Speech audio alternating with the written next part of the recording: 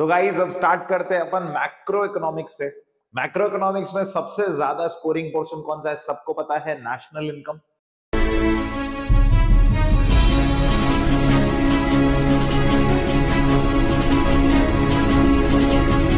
National income, अब देखो तुम लोग बोर्ड्स के लिए प्रिपेयर कर रहे हो। बोर्ड्स में तुम लोग सबसे पहले ये ऑब्जेक्टिव क्लियर करो कि तुम्हारे को इसको टाइम कितना देना है। अब वो नेशनल इनकम को 2 वीडियोस में खत्म करेंगे। आज मैं क्या कर रहा हूँ, सारी थ्योरी ले रहा हूँ। मतलब ये वाले वीडियो में अपन पूरी थ्योरी कंप्लीट कर लेते हैं, ठीक है। थोड़ा शॉर्ट में रहेगा। तुम्हारा टारगेट सिर्फ और सिर्फ अभी पढ़ना नहीं है, तुमको ये पता होना चाहिए इस टॉपिक का जो आप पढ़ा रहे हो वेटेज कितना है, और वेटेज के साथ साथ इसका क्वेश्चन आएगा कैसे। अपन क्या है, चीजें समझ लेंगे पर क्वेश्चन क्या आएगा वही नहीं पता है, तो सारा की सारा अपना काम खराब हो जाएगा। तो अपन आते हैं अभी सबसे पहले, ये सब अपने को भी पढ़ना है, ठीक है। अपन सबसे पहले अभी शुरू कर रहे हैं फाइनल गुड और इंटरमीडिएट गुड से। फिर अपन कवर करेंगे फैक्टर इनकम, ट्रांसफर इनकम, फिर stock in flow, circular flow of income, GDP and welfare के लिमिटेशंस जो श्योर है आएगा ही आएगा, and precautions of the method. अब तुम्हारा आज का टारगेट है मेन तो क्वेश्चंस पे ध्यान देना। पहले टॉपिक पे आते हैं, फाइनल गुड और इंटरमीडिएट गुड। किताबी भाषा में तुम्हारे पास नोट्स भी होंगे, बुक भी होगी, पर पहले तुम लोग इसका कॉन्सेप्ट समझो। फाइनल गुड्स क्या है? फाइनल गुड्स है वो गुड्स जिसमें कोई भी वैल्यू एडिशन बाकी नहीं है, जो अब फाइनली कंज्यूम के लिए भी रेडी है, और फाइनली अगर देखा जाए तो एंड कंज्यूमर यूज कर रहा है। सिंपल बात करेंगे अपन, कंफ्यूज नहीं करेंगे अपन। देखो अपन प्रैक्टिकल एग्जांपल लेते हैं। ये मार्कर है मेरे हाथ में। मार्कर जब किसी बुक स्टोर से मैंने खरीदा, अब जब तक ये प्लास्टिक था, प्लास्टिक से फिर ये कैमलिन कंपनी ने खरीदा, कैमलिन कंपनी ने इसको आगे यूज किया, और कैमलिन कंपनी ने इसे मार्कर बना के बुक स्टोर वालों को बेचा, फलाना XYZ, बहुत बड़ी जर्नी चली। सबने अपनी कमाई ऐड करी, सबने अपनी कॉस्टिंग ऐड करी। सिंपल भाषा में बोलूं, सबने वैल्यू ऐड करी। मैंने जब खरीदा ये मार्कर 20 रुपए में, अब मैं किसी को भी नहीं बेच रहा हूं, मैं कौन हूं? And consumer. मैं अगर ये मार्कर 20 रुपए का खरीद के मान लो किसी आदमी को बेच रहा हूं 25 रुपए में, ये आदमी बन गया फाइनल कंज्यूमर। मतलब वो 25 रुपए बन गई फाइनल वैल्यू, और वो 25 रुपए नेशनल इनकम में जाएंगे। इससे पहले वाली कोई भी वैल्यू नेशनल इनकम में नहीं लेनी है। सर इससे पहले वाली कोई भी वैल्यू क्या है?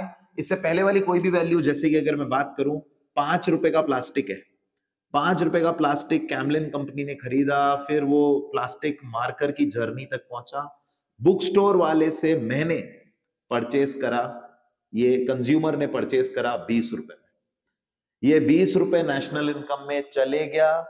इससे पहले मान लो ये 18 रुपए का था, फिर ये 16 रुपए का था, फिर ये कैमलिन कंपनी के पास 15 रुपए या 10 रुपए का था। तो ये पूरी कोई भी वैल्यू नेशनल इनकम में नहीं जाएगी। टॉपिक पे ध्यान देना। चलो 1 मिनट पहले तुम इसके सामने ये थ्योरी देखो। देखो ये तुम्हारे सामने कौन सी थ्योरी आ रही है? फाइनल गुड और इंटरमीडिएट गुड की बेसिक थ्योरी है। अब तो सर आप ये बताओ क्वेश्चन कैसे आएगा? ये थ्योरी का स्क्रीनशॉट ले लिया तुमने, अब क्वेश्चन देखो। पहला question, differentiate between final good and intermediate good. ये पहला क्वेश्चन इसका पुटअप हो सकता है। ये तो बहुत बेसिक क्वेश्चन ले लिया मैंने। दूसरा क्वेश्चन जो सबसे ज्यादा बार इसमें आता है वो है इंक्लूडेड एंड नॉट इंक्लूडेड का। देखो स्क्रीन पे देखो, इंक्लूडेड एंड नॉट इंक्लूडेड का अपने को इसके अंदर क्वेश्चन कैसे आएगा? देखो ये सब इसके क्वेश्चंस फ्रेम होते हैं। जैसे पहला तुम लोग एक बार देखो, electricity bill paid by a firm.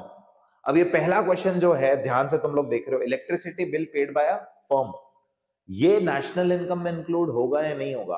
अब तुम लोग मेरे को एक बात बताओ, ये अपने सामने लिखा हुआ है नेशनल इनकम में इंक्लूड होगा, तो क्या थॉट आ रहा है तुम्हारे? होगा तो, बट ये नेशनल इनकम में इंक्लूड नहीं होगा। क्यों नहीं होगा सर? कॉन्सेप्ट समझाओ। आज फॉर एग्जांपल मेरी एक फर्म है, चलो ठीक है, मैं ये फॉर एग्जांपल मान लेते हैं मैं एक इंस्टीट्यूट रन कर रहा हूं। अब मैं इंस्टीट्यूट जो रन कर रहा हूं, मेरा जो इलेक्ट्रिसिटी बिल लग रहा है उसका पैसा मुझे कौन देगा? उसका पैसा मुझे देगा स्टूडेंट की फीस। पॉइंट पे ध्यान देना। आज एक दुकानदार है, एक नॉर्मल कपड़े का दुकानदार है, वो शर्ट खरीद के आया 500 रुपए में। अब वो 500 रुपए की शर्ट 600 में बेचेगा। वो 500 रुपए की शर्ट पे पहले ऐड करेगा अपना इलेक्ट्रिसिटी बिल, उसके यहाँ पे दुकान पे लड़के काम कर रहे हैं, उनकी सैलरी। तो electricity bill paid by a firm, या फिर salary to a CA paid by a firm, या फिर commission paid to lawyer by a firm, ये सब इंटरमीडिएट गुड्स की वैल्यू है, सब इंटरमीडिएट कॉस्ट है। हेंस ये नेशनल इनकम इंक्लूड नहीं होगी। सर रीजन क्या लिखना है? ये जो क्वेश्चन तुम्हारे सामने भी अपीयर हुआ था, इसका आंसर प्रॉपर देखना, एक बार सुनना। rent paid by a firm या electricity bill paid by a firm will not be included in national income because it is intermediate value. Intermediate value क्या होती है? In which value is yet to be added. तो ये हो गया अपना दूसरा क्वेश्चन जो इसका आ सकता है 3 मार्क्स के अंदर. ये हो गया इसका पहला क्वेश्चन, ये हो गया इसका दूसरा क्वेश्चन. अब देखो ये तीसरा और आखिरी क्वेश्चन इसका. Explain the meaning of double counting, also explain how to avoid it. Explain the meaning of double counting and how to avoid it. Double counting क्या होता है? अब जीरो मतलब ये क्वेश्चन में इतना बच्चे कंफ्यूज होते हैं. मुझे एक बात बताओ, ये 20 रुपए, एक बार पहले समझना, ये 20 रुपए नेशनल इनकम में जाएंगे, ये 18 रुपए नेशनल इनकम में क्यों नहीं गए? सर डबल काउंट हो जाता ना. ये 20 रुपए में जो मार्कर बिका, अगर आप ये 18 रुपए भी ले लेते तो डबल काउंट हो जाता. तो अपने को ये 18, ये 16, ये 10, ये 5 नेशनल इनकम में नहीं लेना है. डबल काउंटिंग क्या हो गया? समझ में आ गया? डबल काउंटिंग, आंसर देखो, प्रॉपर आंसर. डबल काउंटिंग क्या लिखा हुआ है? When value of intermediate good and final good, जब दोनों ले ली जाए तो डबल काउंटिंग है. और डबल काउंटिंग अवॉइड करने के लिए क्या करना है? देखो मेथड नंबर 1 क्या लिखा है? Final output method.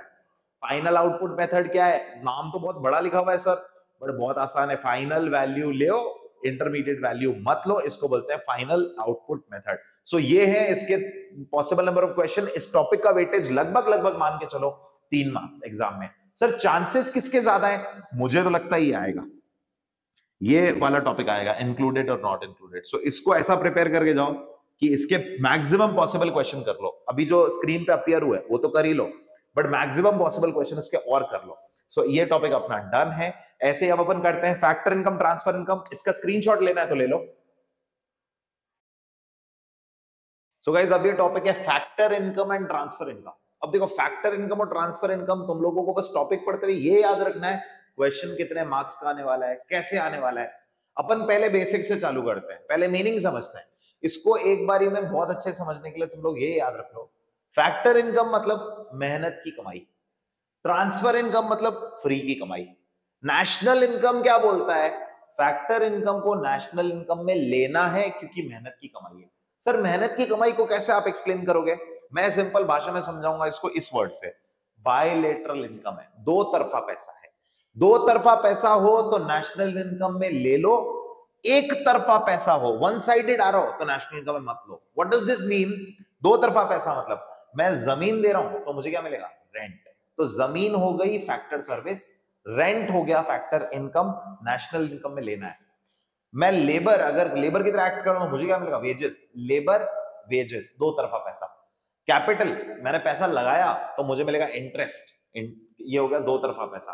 Factor income simple भाषा में खत्म करें तो factor services, land, labour, capital, entrepreneur से आने वाला पैसा है, नेशनल इनकम में आएगा.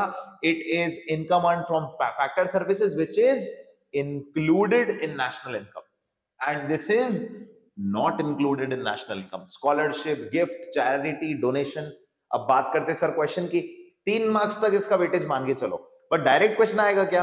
अपन प्रिपेयर तो कर लेते हैं. पहला क्वेश्चन अपन एक्सपेक्ट करते हैं, difference between factor income and transfer income. देखो इसका ये सामने आंसर डिस्प्ले हो रहा है, ये परफेक्ट आंसर है इसका.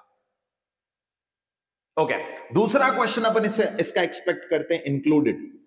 मेरे को तो इसकी उम्मीद है, ऊपर वाले की उम्मीद नहीं है, इसके ज्यादा उम्मीद है. इंक्लूडेड नॉट इंक्लूडेड, क्या क्या चीज नेशनल इनकम में इंक्लूड होगी तुमको ये पता पड़ गया. फैक्टर इनकम इंक्लूड होगा, जैसे इससे पहले वाला टॉपिक क्या था? फाइनल गुड इंक्लूड होगा. तो अब इसका ये देखो, ये क्वेश्चन तुम्हारे सामने आ रहे हैं. अब इस क्वेश्चन में ये याद रखो, जितने भी गिफ्ट, चैरिटी, डोनेशन वाले टॉपिक हैं उसमें सीधा लिख देना कभी भी इंक्लूड नहीं होगा. रीजन क्या लिखोगे?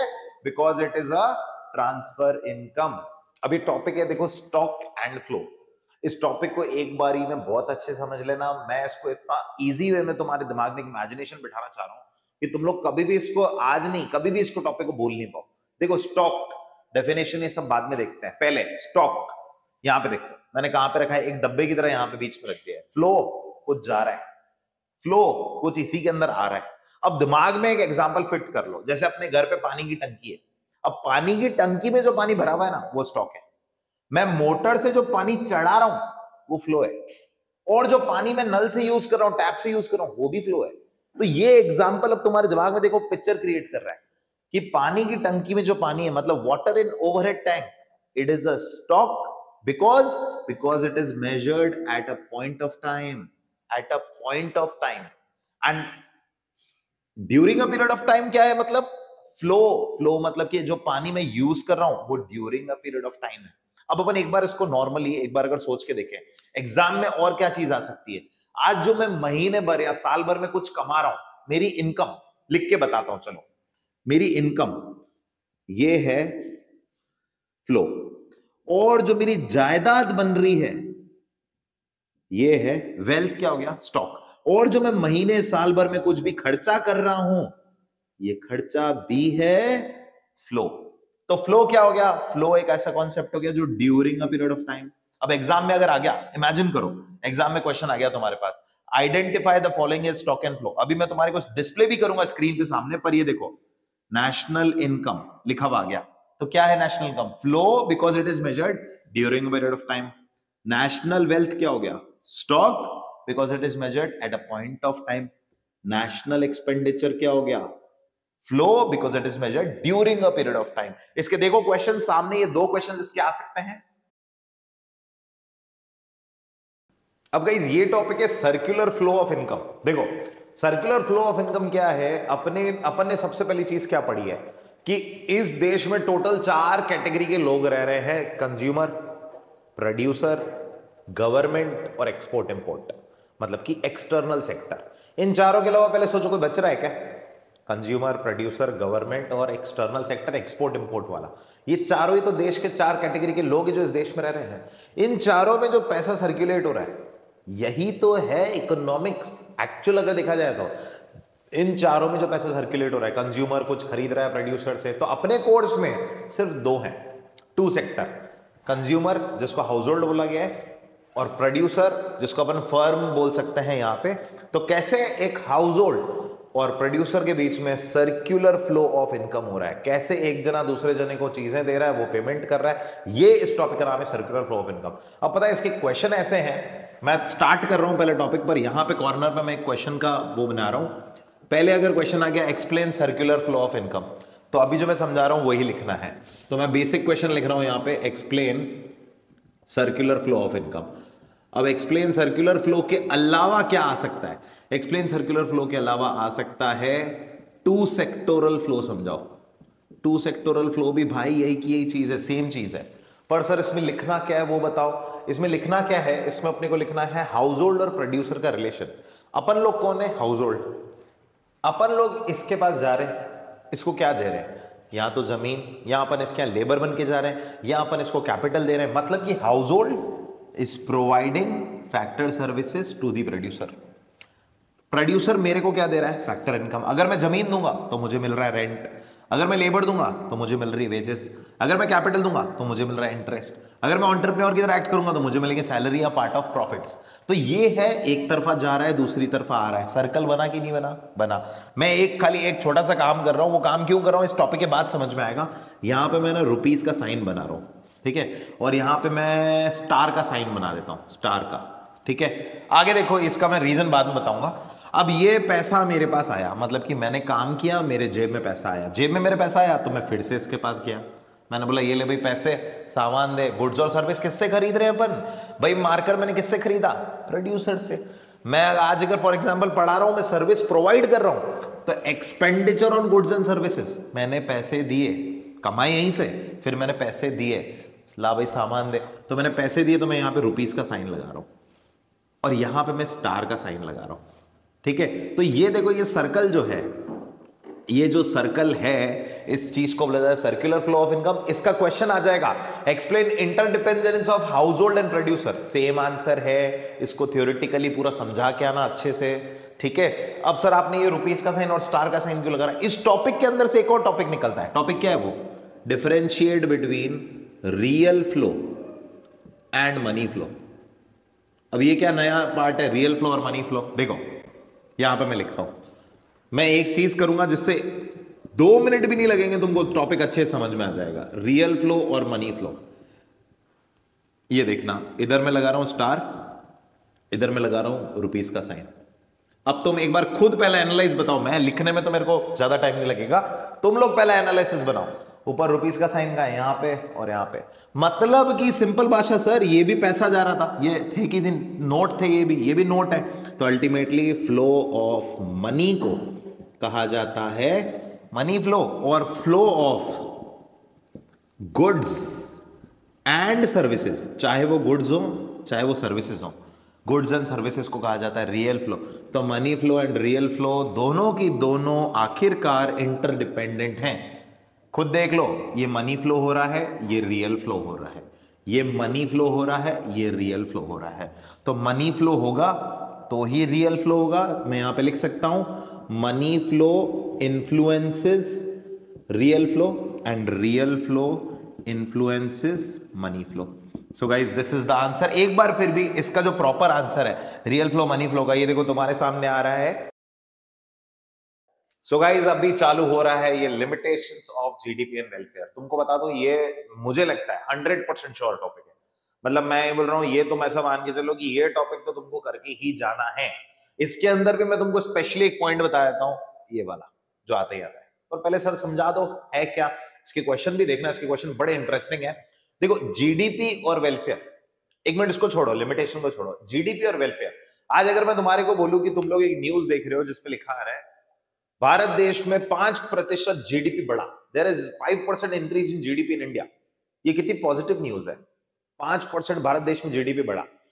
जीडीपी अपन लोग सब जने सोचते हैं जीडीपी बढ़ रहा है तो वेलफेयर हो रहा है, जीडीपी बढ़ रहा है तो वेलफेयर हो रहा है। सही बात है, जीडीपी बढ़ रहा है तो वेलफेयर हो रहा है। इसके लिमिटेशंस है क्या, कोई इसके कोई ऐसे ड्रॉबैक्स है क्या?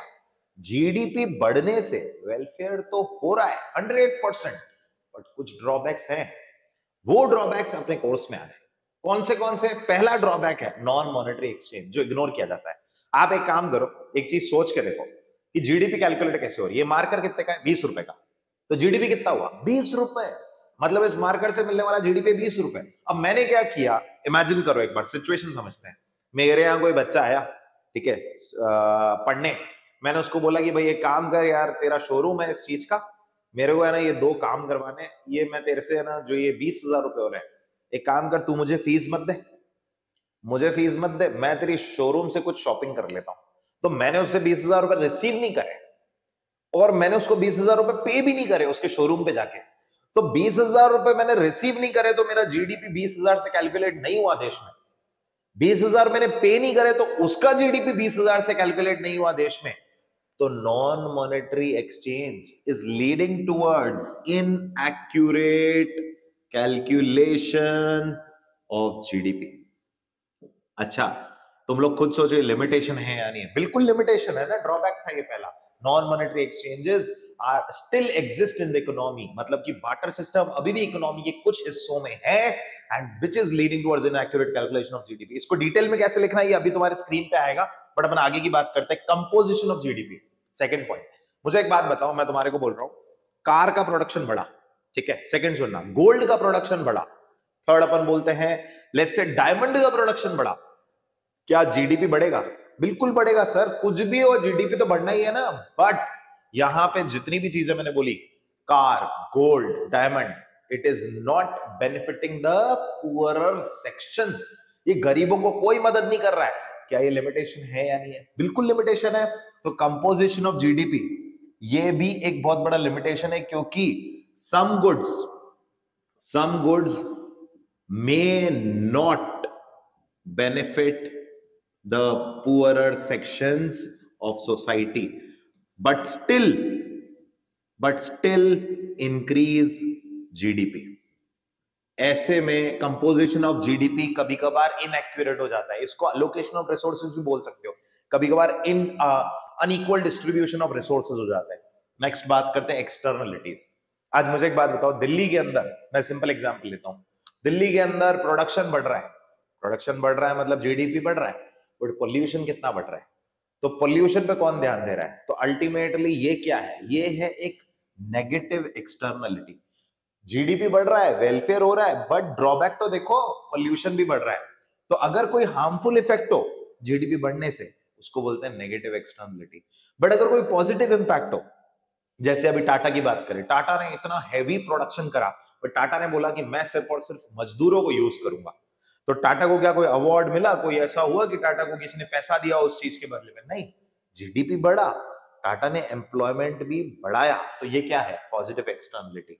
मतलब जब जीडीपी बढ़े और कुछ रिजल्ट में पॉजिटिव हो तो पॉजिटिव एक्सटर्नलिटी। जैसे जीडीपी बढ़ने से अगर एम्प्लॉयमेंट बढ़े तो, बट जब जीडीपी बढ़े उससे रिजल्ट में कुछ हार्मफुल हो, एनवायरमेंट को हो या सोसाइटी को हो, उसको नेगेटिव एक्सटर्नलिटी कहा जाता है। जैसे जीडीपी बढ़ने से पॉल्यूशन बढ़ रहा है। प्लीज ये वाला पॉइंट मिस मत करके जाना, किताबी लैंग्वेज में प्लीज उसको बहुत अच्छे से करके जाना। Coming to next point guys, population growth. मैं इसको एक लाइन में समझा देता हूं, बहुत आसान है। तुम लोग एक बार सोचो, न्यूज चैनल पे लिखा आ रहा है GDP is increasing by 5%, GDP 5% से बढ़ रहा है। साइमल्टेनियसली एक और न्यूज बोल रहा हूं मैं, पॉपुलेशन इज इंक्रीजिंग बाय 6%। सुनी दोनों चीज, वापस बोलता हूं, GDP is increasing by 5%, population is increasing by 6%। Sir ये तो और नुकसान वाली बात बोल रहे हो ना। मतलब the increase in GDP, increase in GDP should always be lesser, should always be greater than increase in population percentage। Guys ये चीज बहुत इंपॉर्टेंट है, मायने रखती है। अगर मैं बोलूं जीडीपी 5% से बढ़ रहा है, पॉपुलेशन 3% से बढ़ी, ये कहीं पे लग रहा है कि देश को फायदा है। जीडीपी 5% से बढ़ रहा है, पॉपुलेशन 6% से बढ़ रही है और देश पीछे चले गया, क्योंकि पर कैपिटा जीडीपी कम हो गया। इसका है ना, ये देखना तुम्हारे सामने एक क्वेश्चन भी आ रहे हैं और परफेक्ट आंसर भी आ रहा है। ये आंसर जो है ये पॉइंट्स में एक बार लर्न करना, और इस पैटर्न के क्वेश्चन इसके आएंगे एग्जाम्स में। हाँ जी गाइस, तो अब ये चालू हो रहा है इंक्लूडेड एंड नॉट इंक्लूडेड वाला टॉपिक। तुम लोग जब बुक खोलोगे ना, एनसीईआरटी खोलो या कोई भी बुक खोलो इसकी, तुम्हारे को एक टॉपिक मिलेगा precautions of value added method, फिर एक टॉपिक मिलेगा प्रिकॉशंस ऑफ एक्सपेंडिचर मेथड, फिर एक टॉपिक मिलेगा प्रिकॉशंस ऑफ इनकम मेथड। ये प्रिकॉशंस का मतलब क्या होता है, हमें ये याद रखना पड़ता है कि क्या क्या चीजें नेशनल इनकम में लेनी है, क्या क्या चीजें नेशनल इनकम में नहीं लेनी है। पता है मोस्ट ऑफ द स्टूडेंट से मुझे सुनने को क्या मिलता है, सर ये टॉपिक बड़ा कंफ्यूजिंग है, इसमें ना एक्यूरेट आंसर नहीं मिलता है। मैं तुम्हारे को इसको बहुत शॉर्ट एंड स्वीट करके पढ़ा रहा हूँ। ये एक्चुअल में 3 पेज का टॉपिक है जो अपन इतना शॉर्ट किया है। तो अपन इस टॉपिक को एक बार बहुत ध्यान से पढ़ेंगे। अपन के पास क्वेश्चन आएगा, इसका ऊपर टाइटल लिखा होगा, 6 मार्क्स का क्वेश्चन है ना, जिसमें लिखा होगा which of the following will be included in national income, या which of the following will be included in domestic income, और ऐसे 5-6 पॉइंट की बनोगे ABCDE। तो जैसे अब अपने को क्या क्या चीजें याद रखनी की जो जो इंक्लूड होगी, अब अगर इसका थ्योरी क्वेश्चन है तो भी यही आंसर लिखना है। कैसे, एक बार स्टार्ट करते हैं। पहले फाइनल गुड की वैल्यू नेशनल इनकम में हमेशा इंक्लूड होती है। सबसे पहला टॉपिक ही इस वाले वीडियो का ये था। जैसे would purchased bye house hold लिखा है, इंक्लूड होगी। जैसे tractor purchased by farmer, farmer ने ट्रैक्टर खरीदा, इंक्लूड होगा। जैसे school bus purchased bye school, include होगा। बट अगर यहीं पे मैं बोलूं इंटरमीडिएट गुड की वैल्यू, जैसे कि would purchased bye carpenter, include नहीं होगा नेशनल इनकम में। सर रीजन क्या लिखना है? रीजन लिखोगे these are intermediate goods and value of intermediate good is not included in national income because value is yet to be added। इसमें क्या लिखोगे? because no value is to be added। एक और example देता हूं, इसमें जैसे आ गया petrol filled in school bus, petrol का खर्चा है स्कूल बस में जो पेट्रोल डलवा रहे हैं उसका खर्चा कौन भरेगा? स्कूल में पढ़ने वाले बच्चे। तो अल्टीमेटली वो इंटरमीडिएट वैल्यू है। Electricity bill of a firm, दुकानदार इलेक्ट्रिसिटी बिल का जो पैसा लेगा वो किससे लेगा? ग्राहक से। तो ग्राहक से पैसा लेगा तो वो फाइनल वैल्यू है। इलेक्ट्रिसिटी बिल फर्म की इंटरमीडिएट वैल्यू है। Coming here second point, factor income हमेशा इंक्लूड होगी। मेहनत की कमाई को लेना है, फोकट की कमाई ट्रांसफर इनकम को नहीं लेना है। Example rent, interest, commission, bonus, ये सब फैक्टर इनकम का पार्ट है, तो ये इंक्लूड होगा। जैसे लिखा हुआ है, क्वेश्चन आ गया, rent received by Reliance will be included in national income because it is a part of factor income। gift received by Reliance will not be included। gift, charity, old age pension, pension on retirement नहीं बोला मैंने, old age pension will not be included, वो transfer income. Next आते हैं third point पे, first hand good की value include होगी, second hand good की वैल्यू इंक्लूड नहीं होगी। बहुत सिंपल बताता हूं, एक और पॉइंट पढ़ के फिर समझाता हूं। Commission on sale of second hand good include होगा, मैं एक काम करता हूं, इस इन इन जो पॉइंट मैंने रीड कर इसको यूं ही समझाता हूं। मैंने कार खरीदी 2022 में, 2022 में मैंने कार खरीदी, ले लो मैंने 40 लाख की गाड़ी खरीदी। अब 40 लाख की गाड़ी डेप्रिशिएट होगी या नहीं होगी? बिल्कुल होगी। तो मान लो अभी चल रहा है 2024, ठीक है, 2024 में, 2025 में मैंने वो गाड़ी बेच दी, 40 लाख वाली गाड़ी मैंने बेच दी, मान लेते हैं 30 लाख में। अब 40 लाख की मैंने जब गाड़ी खरीदी तो मैंने 40 लाख रुपए उसको दिए। 40 लाख रुपए जब मैंने उसको दिए तो वो फर्स्ट हैंड गुड है, उसकी वैल्यू 40 लाख रुपए नेशनल इनकम में चली गई। अब मैंने उसको जब 30 लाख में बेचा, मान लो ये सेकेंड हैंड कार बाजार वाला है, मैंने सेकेंड हैंड कार बाजार वाले को बोला यार मेरी गाड़ी 30 लाख में बिकवा दे, 1 लाख रुपए तू मेरे से कमीशन ले लेना। अब ध्यान से सुनना, 30 लाख में वो गाड़ी बिकवा के दे रहा है मुझे, उसने 30 लाख में गाड़ी बिकवा दी, वो 30 लाख रुपए जिस भी बंदे ने पे करे वो नेशनल इनकम में नहीं जाएंगे, क्योंकि वो चले गए तो डबल काउंटिंग हो जाएगी। सेकेंड हैंड गुड की वैल्यू नेशनल इनकम में नहीं जाती है क्योंकि फर्स्ट हैंड गुड में उसका पैसा होता है। पर गाइस वो 1 लाख रुपए मैंने उसको जो कमीशन दिया कार वाले को, commission on sale of second hand good, वो तो उसकी वैलिड अर्निंग है ना, कमीशन, ये नेशनल इनकम में जाएगा। आते हैं ऐसे एक और पॉइंट पे, इलीगल इनकम जो भी होती है, ब्राइब हो गया एक्सेट्रा, कोई भी ऐसी इनकम, थेफ्ट हो गया, इसका पैसा, ये नेशनल इनकम में नहीं जाएगा। ये तो ऑब्वियस पॉइंट है। तो बेसिक पॉइंट ये दो तो मेन थे। अब एक पॉइंट आता है जो बड़ा कंफ्यूज करता है बच्चों को, ठीक है। अभी मैं ना नेक्स्ट वीडियो में तुमको मेथड्स पढ़ाऊंगा, methods of national income, expenditure method और यही सब प्रैक्टिकल।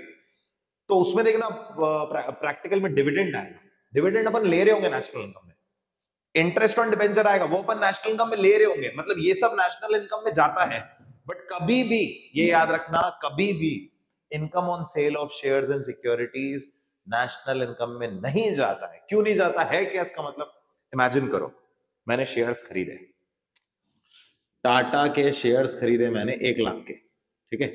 तो 1 लाख पे टाटा मुझे क्या देगा, मान लेते हैं डिविडेंड दे रहा है, तो 1 लाख पे टाटा मुझे डिविडेंड दे रहा है 5,000 रुपए का। अब 5,000 रुपए नेशनल इनकम में जाएंगे, ठीक है।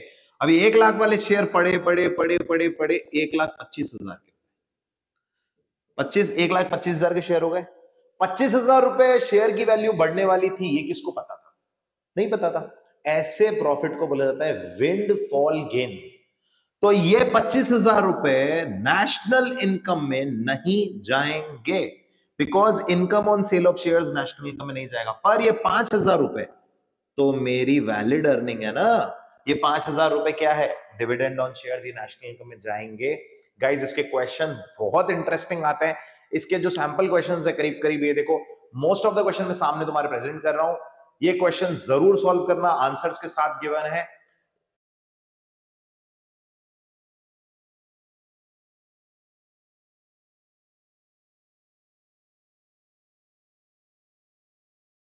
मुझे लगता है इस वीडियो ने आपके इकोनॉमिक्स को बनाया होगा आसान। अब इस बार लाने हैं इकोनॉमिक्स में 80 ऑन 80। मैंने कोशिश पूरी करी है कि वीडियो को, हर कंटेंट को शॉर्ट में देने की कोशिश करूं, बट आगे नेक्स्ट वीडियो में बने रहिएगा। Stay tuned guys, see you tomorrow.